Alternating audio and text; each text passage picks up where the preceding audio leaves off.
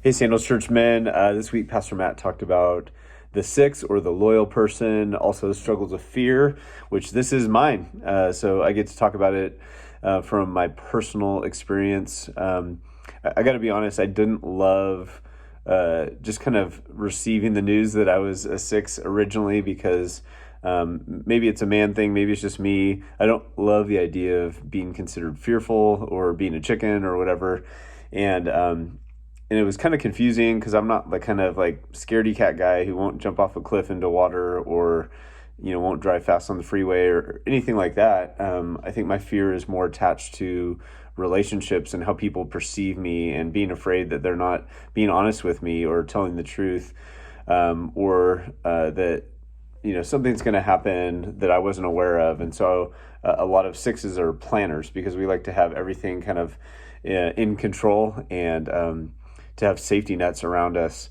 And so I think for me, sort of being naturally fearful, I wasn't the guy who wanted to be on stage. Even when I felt a call to ministry, I didn't want to be the guy up front. I didn't want to be in front of people. I didn't want to have the microphone in my hand. But it was awesome that God kept pushing me forward. And each time he pushed me, there was an opportunity to take courage. And as I began to see all throughout Scripture, God is constantly calling men to be courageous, which is why we founded the Sandals Church Men's Advance on the word courage, because all of us have fears. All of us need to take courage in some area of our life. And, whether that's being honest with our emotions, whether that's being bold with our faith, whether that's being loving and affectionate, even if that's not how we grew up, or taking a stand to live differently than others, to serve when no one else is serving, whatever the case may be. God's constantly calling men to step up to the plate and be courageous.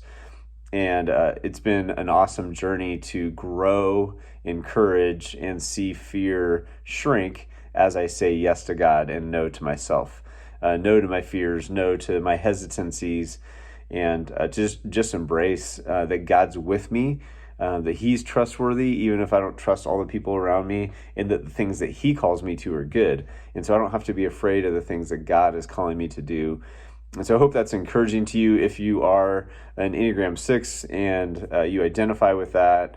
I hope it encourages you. But for anyone, whatever your fears may be, even if they're kind of stuffed down, you ignore them. We all have them. And it's important to acknowledge that. And so one of the things that I loved about this message was how he talked about Peter being the loyalist, or the six, which actually surprised me a little bit, because my natural thoughts about Peter are actually that he's really bold. He's the one who proclaims that Jesus is the Messiah. He is the one who actually steps out of the boat, even though he did get afraid and sink. He cut off the ear of the servant when Jesus was going to be arrested in the Garden of Gethsemane. He was the one who followed him after he got arrested, even though he did deny him in fear. And so he's the one who jumped out of the boat and swam to shore. He's constantly in these situations where he has opportunities to exercise courage. And so even though he is a fearful person, I still see him as a bold and courageous person. And that was really inspiring to me, because he, as Pastor Matt shared, he got to be like the main leader of the church. And I want to challenge, especially if you're an Enneagram 6 as a man, maybe you tend toward fear, toward not taking a stand or being in the limelight. And it's not about being in the limelight. I think it's about knowing that God has called us to lead.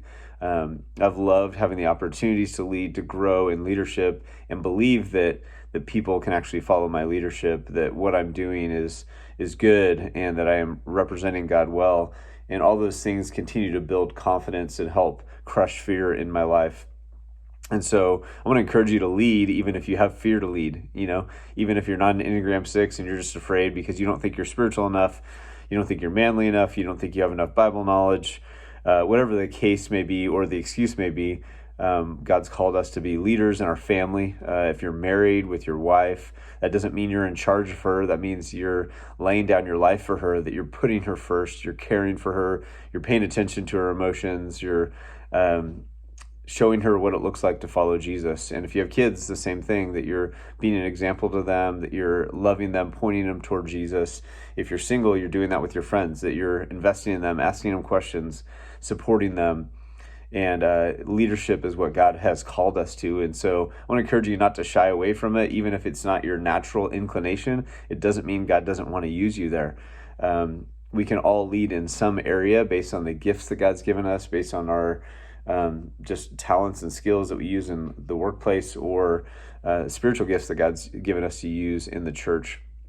And so even if you're not motivated by fear, I want to encourage you to continue to pursue courage, that God would give you something that you have to grab a hold of, that you have to take charge of, so that you can do the work of his kingdom. So I hope that you guys will be able to encourage one another in your groups, support each other, just challenge one another to grow, to go beyond what you've done before, to not hold back, and really to explore, where are you anxious? What things kind of grab a hold of your heart? What vices do you run to? Where is God calling you to be more courageous? How could you be more loyal and faithful? And what would that look like in your life? And I want you to discuss those things and really challenge yourself and one another. So love you guys. Blessed to share with you each and every week. And so thankful that we get to lead in the ways God has called us to. So hope you will take courage this week, and God bless.